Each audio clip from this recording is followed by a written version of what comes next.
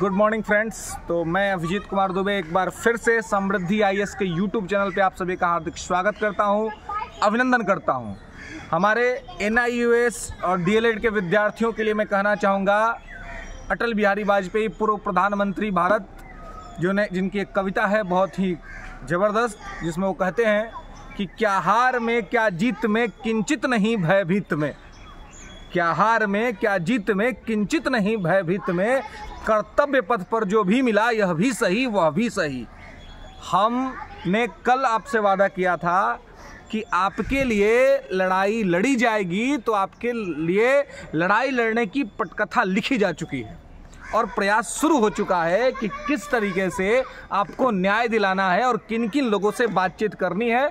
लेकिन हाँ, आप सभी को भी थोड़ा धैर्य रखना होगा और धैर्य रखने के साथ साथ आप सभी को हमारा समर्थन करना होगा, क्योंकि आपके बिना समर्थन के हम इस गोल को अचीव नहीं कर सकते हैं।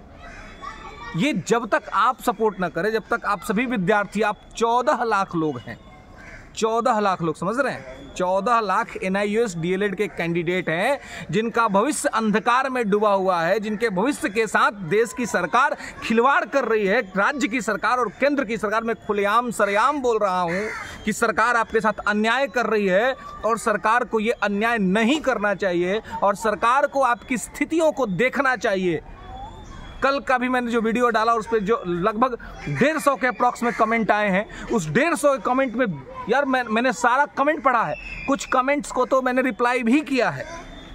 अरे मतलब रोना आता है यार, आप सबका कमेंट पढ़ के रोना आता है कि क्या चल रहा है देश के अंदर में। और ये सब क्यों हो रहा है? ये सब इसीलिए हो रहा है ना कि आप लोग समान मध्यम नहीं, मैं हमेशा कह रहा हूं कि आप समान मध्यम वर्गीय नहीं हैं, आप निम्न मध्यम वर्गीय हैं।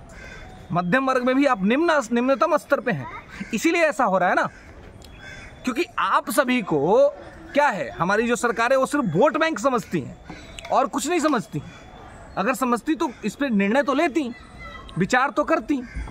मैं बार बार एक ही मुद्दा उठा रहा हूँ और मैं बार बार इस एक ही सवाल का जवाब चाहता हूँ, सरकार दे या कोई भी दे, कि NIUS DLED की जो व्यवस्था थी 18 महीने की, ये व्यवस्था क्या विद्यार्थियों ने तैयार की थी?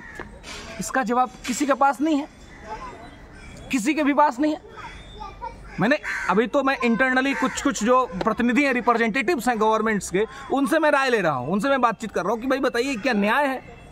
दबे मुंह तो वो भी कह रहे हैं कि ठीक नहीं है, दबे मुंह वो भी कह रहे हैं कि ये ठीक नहीं है, लेकिन खुलेआम सरेआम नहीं बोल पा रहे हैं। क्यों नहीं बोल पा रहे हैं? खुलेआम बोलिए ना, सरेआम बोलिए ना, क्या दिक्कत है बोलने में? क्योंकि गलत है ना। आप जिस तरीके से विद्यार्थियों के साथ अन्याय कर रहे हैं, जिस तरीके से किसी विद्यार्थी का जमीन बिक चुका है, किसी विद्यार्थी का शादी टूट चुका है, ये इस तरह के कमेंट्स आ रहे हैं कि सर हमारा शादी टूट गया, हमारा ज़मीन बिक गया, हमारे पास पढ़ने को पैसा नहीं था, फिर भी हमने किसी भी तरीके से पैसा इकट्ठा किया और पैसा इकट्ठा करके हमने जो है सो अपने लिए ये चीज़ें कराई और ये कोर्स किया हमने।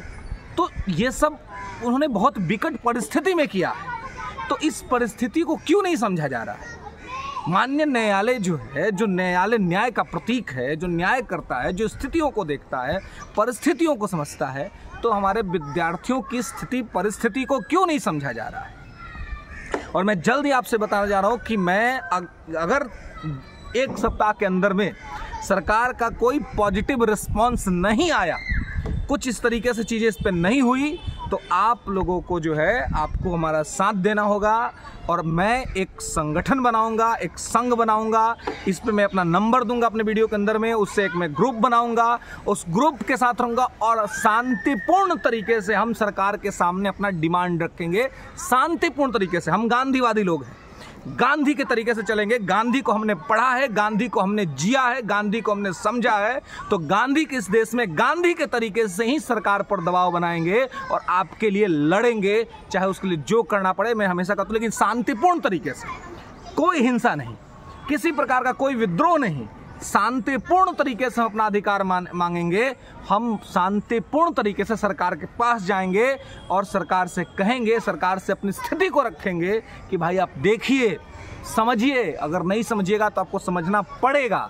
आपको देखना पड़ेगा, आपको सुनना पड़ेगा, क्योंकि यहाँ पे जो हमारे विद्यार्थी हैं NIOS DLED वाले, ये कोई पाकिस्तान, अफगानिस्तान और किसी बाहर के देश से नहीं आए, कोई बांग्लादेशी नहीं है, ये सब हमारे भारतीय नागरिक हैं, हमारे सारे निवासी हैं हमारे बिहार के।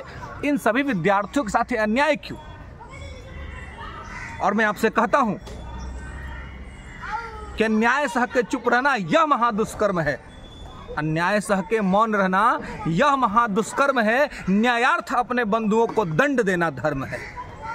ये जिस तरीके से चीजें हो रही हैं ये नहीं होना चाहिए, और मैं बार बार कहूंगा कि सभी NIOS DLED कैंडिडेट संगठित होइए, जल्दी से एक होइए।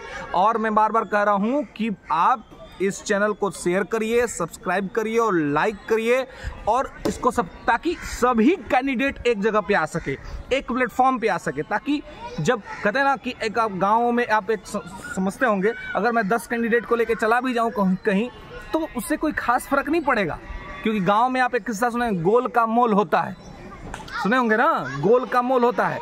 सब लोग एक होइए, संघर्ष के लिए तैयार हो जाइए, और जब आप संघर्ष करिएगा तो सफलता भी आपको मिलेगी। इसलिए सभी NIOS DLED कैंडिडेट्स, हमारे जो निम्न वर्गीय गरीब विद्यार्थी जो हैं, उन सबको एक होना होगा और एक होकर के अपना समर्थन दिखाना होगा कि हाँ हम लड़ने को तैयार हैं, हाँ हम सरकार के पास जाने को तैयार हैं। और मैं आपको ये विश्वास दिलाता हूँ कि मैं राज्य की सरकार और केंद्र की सरकार, अगर हमारा एक ठीक ठाक संगठन बन जाता है, सब लोग एक साथ है, क्योंकि मैं बार बार कह रहा हूँ मैं अकेले नहीं कर पाऊंगा, क्योंकि जब तक कैंडिडेट्स नहीं रहेंगे साथ में तब तक उनकी दुविधा को कौन समझेगा, कौन देखेगा। तो इसलिए इस चीज़ को आपको ध्यान रखना है, और सभी NIOS DLED के विद्यार्थी जो है इसके साथ जुड़े, इसके साथ संगठित हो।